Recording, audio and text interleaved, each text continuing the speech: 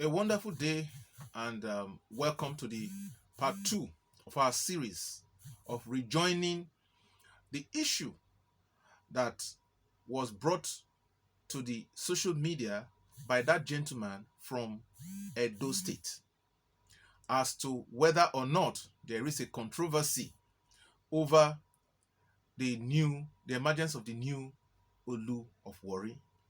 I remain Chief Robinson Orishemuminowo Ariyo, the Egogo of Warri Kingdom.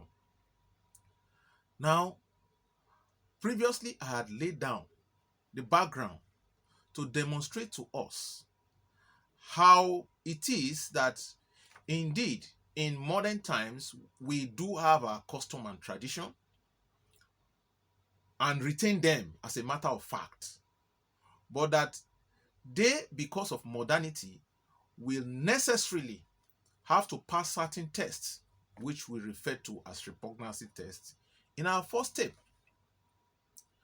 Now, over the years, several human rights activists, lawyers, and countries that are adherents to the principle behind human rights have approved and adopted a particular provision, which in our case is enshrined in Section 42, subsection 2 of the Constitution of the Federal Republic of Nigeria, 1999, as amended. This is a reflection of Article 28 of the African Charter on Human and People's Rights, and Article 7 of the United Nations Declaration on Human Rights. All of these are put in place to ensure that a man, and by man I mean generic man or woman, is not discriminated against solely as a result of the circumstance of his birth. Now, some of you may wonder where I am going. Now, this document that you may be able to see here is the entire center of attraction. A lot of those who elect to comment on this issue have not even taken their time to read the heading of this document. This document is not an edict. I want to bring it close. It's a declaration made under Section 8 of the edict. A declaration made. And as you can see, if you take your time to look closely at the document, what it has are paragraphs and not sections. Okay? Now, let us go into the content, the intention of this document. Many of those who brandish this document, who say, by the edict I stand, by the edict I sit, they have not even taken sufficient time to even look at the document itself. First of all, it's not an edict. It is not an edict. It is a declaration made pursuant to an edict. And so we must get certain things right. So if we don't get such pedestrian issue right, how do we think we can get other issues right? But let us even, for the sake of argument, pretend that it is what they are calling it, edict. Now, a careful look at this document will show to you that there are 3 critical organs that are at play with regards to the enthronement of a new Olu of Warri. Now, like I have said before now, the departure, the joining of his ancestors is usually a sacred, private issue. It's not one that is intended to be made public as it has been made. However, like I said in my former video, should you allow people to tell a lie over and over again, especially with the cloak that They are rooted in Benin custom and tradition, from where we aboriginally as Ishekiris, came. The tendency will be for people to believe such. Now, by this document, if you took your time to look at it, you will discover that each of the three organs, critical organs, have their distinct role and the distinct role and duty in the process. The process, yes, is initiated by the Ologbosere. In this particular dispensation, he did initiate the process, which is approach the Ginwa, the first ruling house, and seek one of two things: either the head of the ruling house or a nominee to represent the ruling house. So it's either the Olorebi or the Olarebi. The Olarebi is the eldest man in the ruling house. The Olorebi is the nominee of the head of the ruling house. In this case, it emerged that the young man called Emmanuel Okotiebo became the Olorebi, accepted to the Ologbosere. And so the next stage was for the Ginwa, the first ruling house, to go and select a suitable candidate.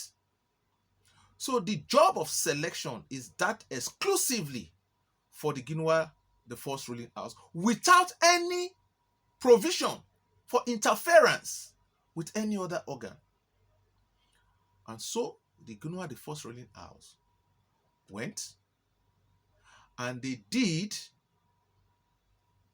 select, make a nomination. And this is the first critical point at which the Ifa comes to play. Before handing that nominee over to the Olu Advisory Council, the Ginwa, the first ruling house, is required to do an Ifa consultation, which we call Ifeyin. You may want, for want of what, you may just want to call it Expo. In other words, you want to consult the Ifa to know, so that you don't end up presenting a candidate whom in the larger society will be rejected by the Ifa. So the family of Ginwa, having consulted the Ifa, handed the candidate, submitted the particulars and name of the candidate to the Olu Advisory Council through the Ologbosere, Chief Ayiri Emami. Upon that exercise, Chief Ayiri Emami was then supposed to bring this to the attention of the Olu Advisory Council. The powers to approve is not that of Chief Ayiri Emami, but that of the Olu Advisory Council. Take a look at this document properly. Okay? But this was where things temporarily went rough. Chief Ayiri Emami perceived himself to be the approving authority. When it is said that a person is chairman in council, it doesn't mean that the person is chairman in his room.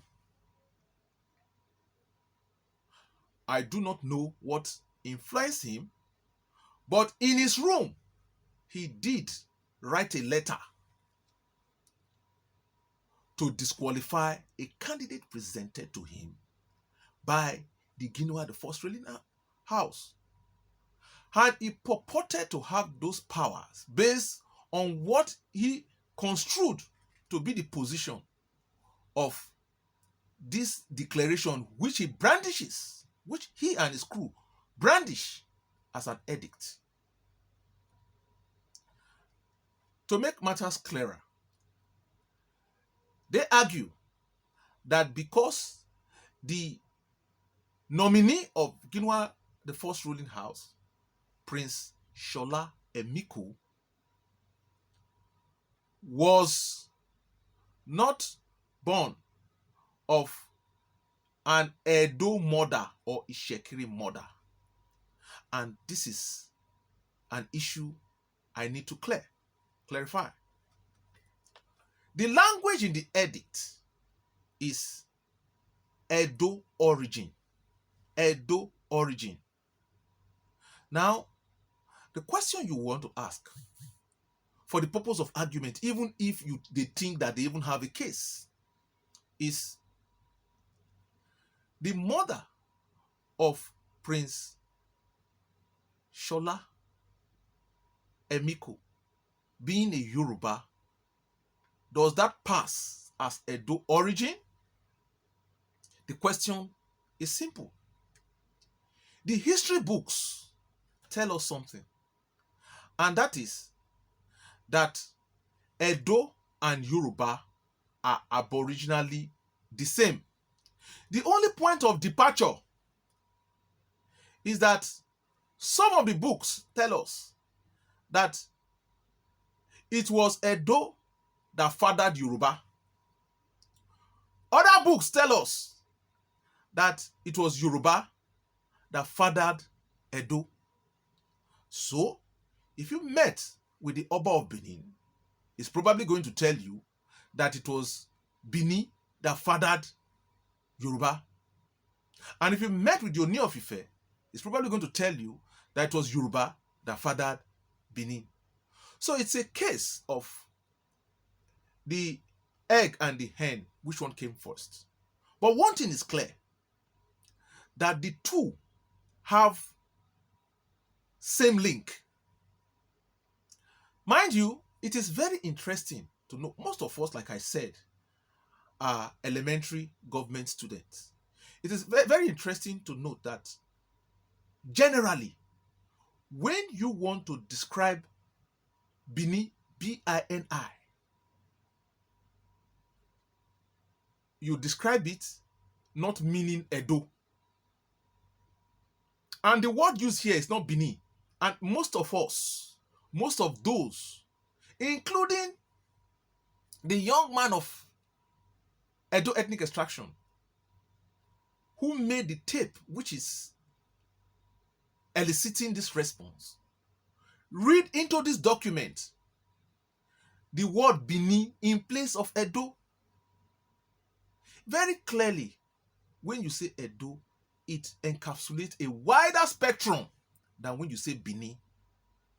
My dear, the word used here is Edo and not Bini. Therefore, when you say of Edo origin, it is something much more wider than you are trying to restrict in your mind by replacing with Bini. So, for me, that gentleman needs to go back and do a lot of work. The next part of this presentation will delve in even deeper into this issue than we have done. Thank you as you listen.